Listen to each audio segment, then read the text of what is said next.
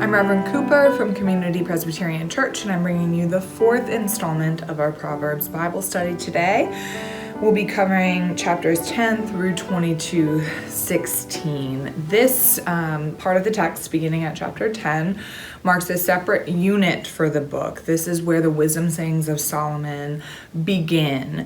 It's a departure from the narratival content that we've had in chapters 1 through 9, and so not only is it a change in content, but it's a change in form. We no longer have a prosaic narrative of sorts, but we have what scholars call parallelisms, and that's what stacks up the verses of each chapter and forms a unit, chapters 10 through 22:16, that's made up of chunks of wisdom sayings. And so those chunks I will probably call little units, and I'm referring to one verse. That would be one parallelism, one verse, one unit.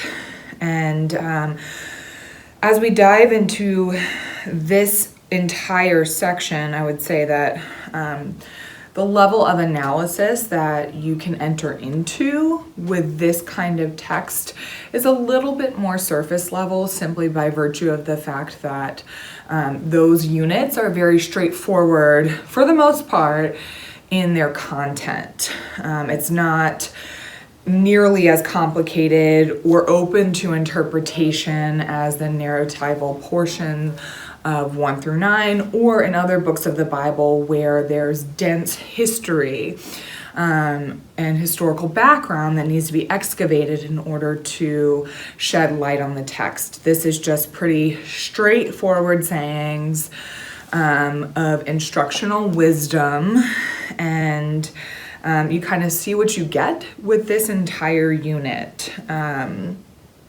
so let's go ahead and dive right in.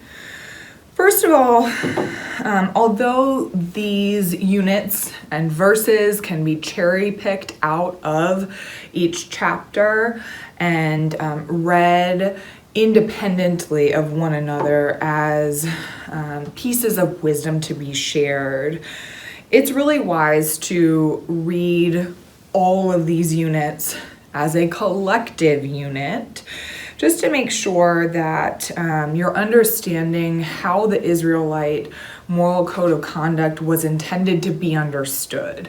You wouldn't just snip out Commandment 3 of the 10 Commandments and say this was how wise folks heeded God's commands. You would look at the entire 10 Commandments. Similarly here, this is fleshing out a code of conduct, and so you've got to look at the entirety of that code in order to understand it. Furthermore, there are some verses that prima facie contradict one another. I don't believe that they're actually literally contradictory terms. I do think that because there are some verses that can be read figuratively instead of just really literally, that there's some tension in the text between some of the moral codes, not to mention the fact that there are some theological underpinnings to some of the texts that may seem contradictory. And so if you notice that when you're reading, I would encourage you to really pick out that verse from that chapter and say, okay, this is what I think is going on here theologically, and then pick out another one that's in tension with it and do the same thing. Pick out what you think is going on there theologically, and then see if you can find some common ground between the two. That's important for reading any biblical text, but for something like this to really understand why each unit made it into the book, it's even more important to iron out those tensions. Because there are literal and figurative meanings to some of these verses, the meaning can get cloudy at times. And so in order to really dive deeper, make sure that you understand those confusing verses that are at first blush somewhat contradictory or simply just confusing, because at times of their figurative meaning, it can be helpful to just ask yourself the question, is this literal or is this meant to be taken figuratively? So those are just a couple of keys to unlocking what is confusing in this text. The majority of the text is so straightforward that this is not something that you need to employ repetitively throughout 10 through 22, chapters 10 through 22, but at times you need to. There is an incredible amount of repetition present in these chapters, and that helps to give greater emphasis to certain codes of the conduct that was uplifted as wise in Israelite culture. But it also helps you to see what was valued more versus things that were just sort of put in there because they were generally thought to be wise and should be shared. And you can tell when you're reading that there are certain things that are repeated over and over in different ways. Then there are some things that are just sort of a one-off that don't seem to necessarily fit with the rest of the book, but they get tossed in there regardless. So to, again, further understand what that code of conduct looks like, I think it's helpful to read the entirety of the unit and then to be able to pull out what are those repetitive ethics that you're seeing over and over. And so that's actually something that I did for you. And I've just taken it out of the biblical language and put it into terms that we can understand, and pulled out what I think are the ethics the authors are portraying here as wisdom and folly. And so I just made a general list of actions and character traits that are considered to be wise. The authors think it's important that you please your parents, and that if you're going to earn money, that you earn it justly. Diligence is definitely preferred. Laziness is not acceptable in this code of conduct. There are multiple units that encourage heeding God's commandments. Multiple verses that talk about restraining speech instead of just speaking however you please.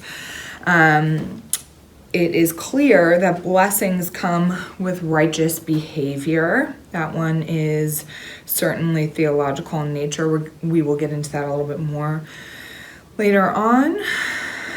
The authors suggest that you act with integrity, that you constantly seek counsel and not act independently. This also applies to governance, that you see lots of verses in there about kings and princes, and the underlying ideology here is that kings function well with a group of counselors. Generosity is encouraged, so is discipline, and seeking a good wife is repetitively encouraged. The list continues. Be slow to anger, be honest, be wary of wealth. That corresponds to the wisdom of earning justly. If you're going to build wealth, build it slowly, build it justly. Don't put your treasures in your wealth, put your treasures in God. Use discernment, give to the poor. This one was very interesting, and we'll get to it again later as well. Redemption is possible. There is a very explicit verse that talks about that, and that's been something that we've been hinting at in the study, is how that notion of atonement, redemption, forgiveness plays into wisdom and folly. The authors encourage forgiveness, listening, There's so much speech about opening your ears and being able to hear and receive wisdom. Again, listen. Have a cheerful heart, be loyal, and be observant. So, general goods. I pulled out some unique verses that I thought were honestly just kind of interesting and some a little bit strange. One of them is 12:9. It's better to have a servant, apparently, and be despised than to be self-important and lack food. So this would be an example of a verse where historical context is helpful, but it is kind of a one-off unit, and so it's one of those that isn't emphasized over and over. So although it's unique, if you really wanted to hunt down the historical background to this, you could. I did not. I just thought it was interesting to share, and it works as an example of one of those verses that is just a one-time example. This was also interesting to me.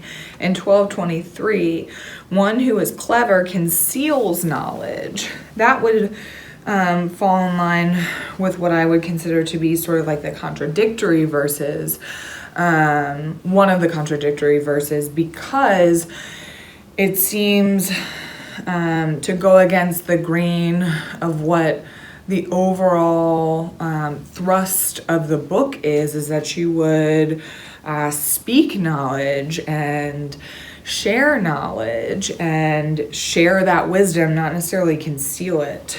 So again, this would be one that you would put in tension with all of the other contrasting verses and then sort of try to work out that tension there. So I just think that this is maybe one that could have been interpreted a bit more figuratively if you read the rest of the verse as well, and then especially its surrounding context.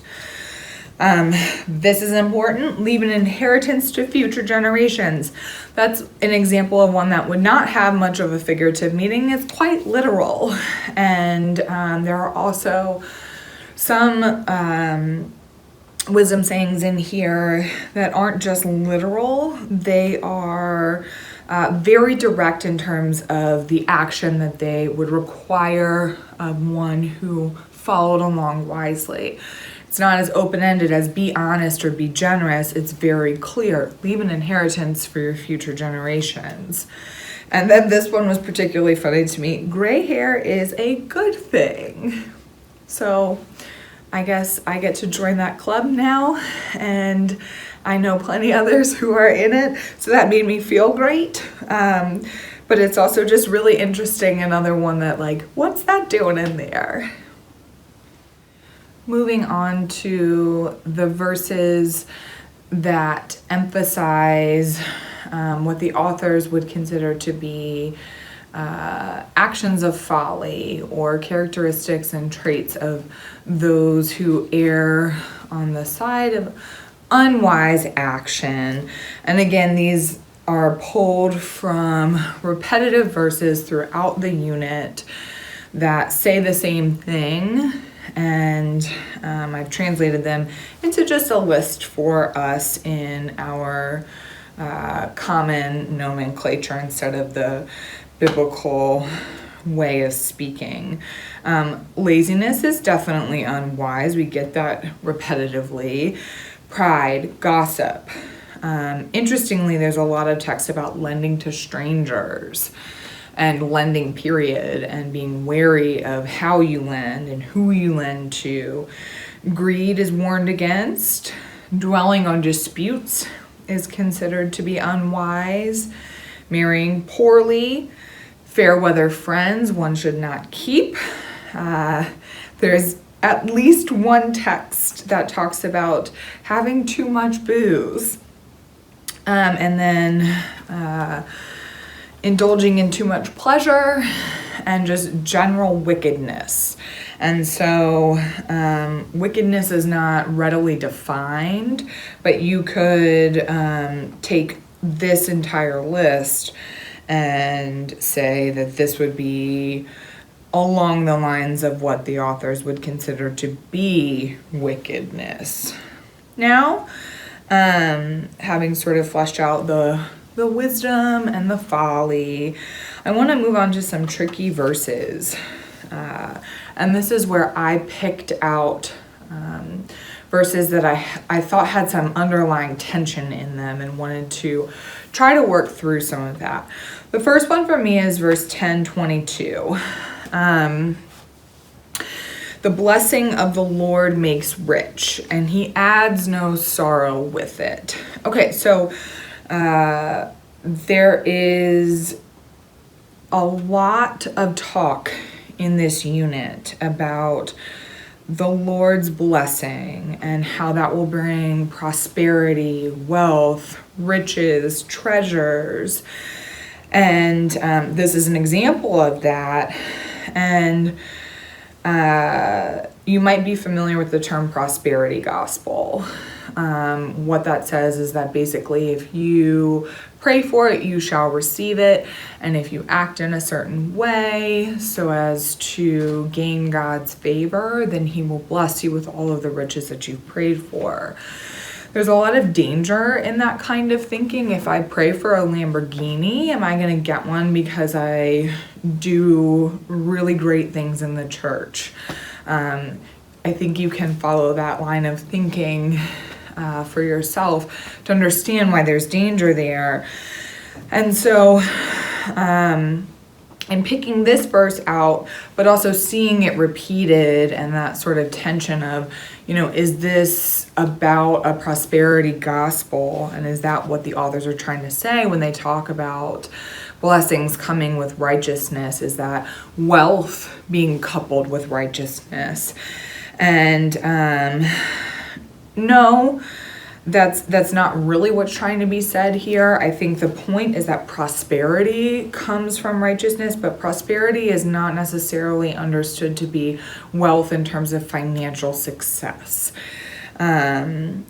Prosperity is joys realized, the deepest desires of your heart realized, and that may come with financial security, for example, but it would be things like dreams coming true, fulfillment of your heart's desires. And then it's also very clear, according to scholarly interpretations of this verse and others as well, that what's being said here, when the emphasis is on our action and God's hand in blessing those actions, is that it is our duty to work and act righteously. And when we do that, when we do it consistently too, God's hand is in that. And so that will bring about more blessing than if we were to work and act unwisely, where God's hand would not be in that. So I hope you can see the distinction here between some kind of prosperity gospel. Next, 11:16. A gracious woman gets honor, but she who hates virtue is covered with shame. We talked previously about the honor-shame system. Clearly, this is getting picked up in one clear verse. And also, there is a direct piece of instruction to women here. So that's, again, one way that you can look at it from a feminist perspective. The shame that she gets shrouded in is maybe questionably anti-womanist, anti-feminist. But again, as we've worked out previously, and sort of suggested throughout this study, that there is empowerment for women here, because the notion that she can obtain virtue and build something on her own is empowering for a woman who was locked into a patriarchal system. And one commentator said this, which I thought was really interesting, and it's a different take on this version of empowerment. It's simple, but it is also Worth noting that women are more than just their beauty. Their value is not simply superficial. It relates quite literally to their virtue. That again links back into the empowerment that you can find in texts like this one. I also just thought this was interesting because it weaves in a lot of what we were doing in 1 through 9 into these wisdom sayings. Okay, 12:4. A good wife is the crown of her husband, but she who brings shame is like rottenness to the bones. Okay, I thought this was really interesting because it's again this understanding that a woman has a lot of responsibility in bringing honor to the household, and similarly she can bring shame quite easily to the household. And in that respect you can read it as sort of controlling of a female, too much pressure on her virtue, and that certainly sets up the whole patriarchal tone within which some scholars read these kinds of texts. And also understanding that it would be her primary and almost singular role to honor her husband and household. But the scholar I was reading on this text says that misunderstands the way that the Hebrews would have read this. Marriage was more mutual than this might be read from our modern context, particularly with that sort of patriarchal lens on. Husbands and wives were seen as one flesh, which is something we haven't yet talked about, and this commentator really lifted up. And so if you're going to talk about a good wife being the crown of her husband, you're not actually singling the female out in some respect about the weight of virtue being solely on her. You're saying that is also really pulling on the husband as well. So anyway, I think that is an interesting thought about marriage in general as it applies to the Hebrew context, keeping in mind routinely that the thought was there's one unit there's one flesh married before God. It's definitely a different context than some folks think of marriage today, even within the church. Okay, more tricky verses. 13:7. Some pretend to be rich yet have nothing. Others pretend to be poor yet have great wealth. Okay, this one I think is ambiguous at best. It's one that, although it's seemingly straightforward, I find to be figurative in its reading.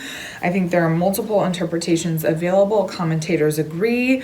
The best way I found to read this one is that you should be wary of appearances. This is one of those that although you could chase down meaning for it, it wasn't repeated over and over enough for it to be incredibly important, but it was one that I just scratched my head on and thought, what is this? I'm sure that there were several verses like that you encountered in your own reading, and so sometimes they're really important, sometimes they're just kind of questionable and worth praying over, but not fretting over. 14:10. The heart knows its own bitterness, and no stranger shares its joy. Okay, this one is thought to be psychologically astute.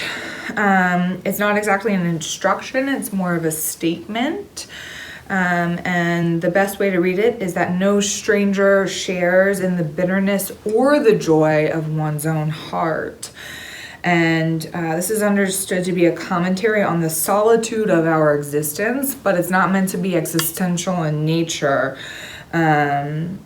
It's really trying to get at the way in which, even in the Hebrew context where community was so incredibly important, we were still alone in our being.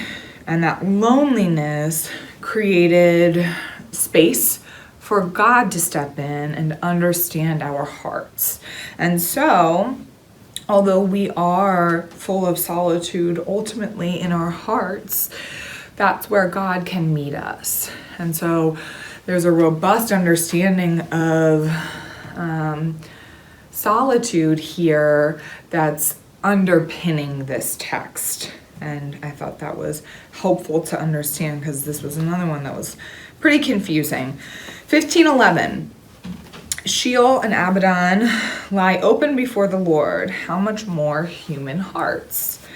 This one's theologically interesting.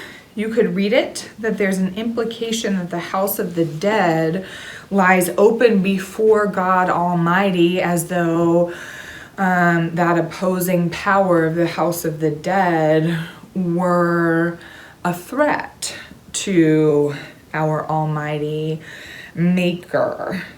Or you can read this simply as an exhortation to mortals to beware of the power of Sheol. And so that's two ways of reading the text. I'm not going to tell you how to read it, but I thought that was really interesting from a theological perspective. A few more tricky verses. 16:2. By loyalty and faithfulness, iniquity is atoned for. So I talked earlier about how there was a direct verse that explicitly states redemption is possible. This is it. And although it's not repeated over and over, I got really excited to at least find one piece of evidence for redemption in this biblical book. And I think it's unfair to overstate its value here, but I do think that it at least makes a case for redemption and mercy being possible in the code of conduct in Israelite culture. 17:10. A rebuke strikes deeper into a discerning person than 100 blows into a fool. So this is going towards both the value of discipline and the value of listening. So as to say that discipline is less about strict moral codes being upheld with inerrancy, and it's more about openness to correction. So having a listening heart. If you receive discipline with a listening heart, you can grow and be wise. If you do not receive discipline and you have a closed heart, you're going to be foolish. And so I thought this was really interesting and so applicable even today. Fools will never learn. We've all met those kinds of folks, and we are all guilty of that on our own as well. 18:1. The one who lives alone is self-indulgent, showing contempt for all who have sound judgment. Okay, again, a commentary on solitude, but the moral thrust here shows contempt for those who live alone, which doesn't seem to jive with the overall understanding of what's wise and just and kind in Israelite culture. So is there condemnation for living alone? No, commentators say that this is simply a verse that says in a communally oriented culture, living alone was seen as countercultural. And so I think you would be overstating the case to say that if you live alone, you're in contempt of wisdom, and just don't need to go there with that one. 21:9. It is better to live in a corner of a housetop than in a house shared with a contentious wife. Again, you can read this as shameful to a female. I'm going to encourage a different reading here. I think that there's a clear message about healthy marriages being built and had in the book of Proverbs. And, the ethic is having a healthy marriage, not a perfect wife. And I can't see why that's a problem personally. And I think that that is really what the authors are aiming for in all of their talk about marriage. All right. So that concludes our study for today. I've sort of walked you through how I read the book. I would encourage you to write me with questions, and if you want to return to the text and do some of that work on your own, it may create some more meaning for you, so I'd encourage you to do that as well. When we reconvene next week, we will be finishing the book, so go ahead and read 22:17 through the end of Proverbs, and we will go ahead and finish out our Bible study.